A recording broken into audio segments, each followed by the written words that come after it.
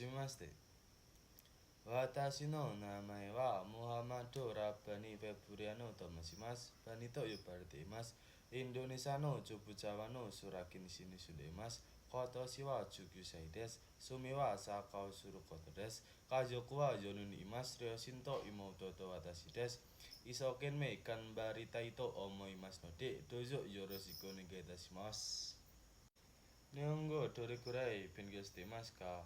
4年の9月から今まで10ヶ月くらい日本語を勉強しています。どこで日本語を勉強していますか？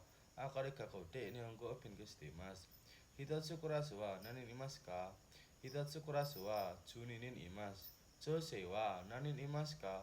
女性は10人います。男性は何人いますか？男性は10人います。先生は何人いますか？先生は15人います。誰と日本語を勉強していますか？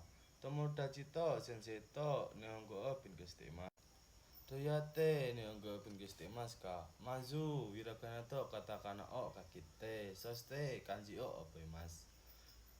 面接の練習をしますか？いえ、しません。でも、友達と会話を練習しています。何を練習しますか？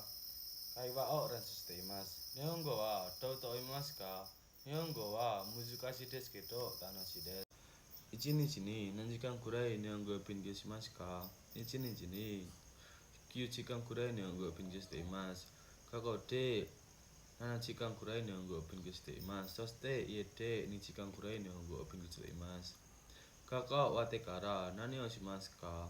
服を洗濯して、シャワーを浴びて、ご飯を食べて、お祈りしています。そして宿題をします。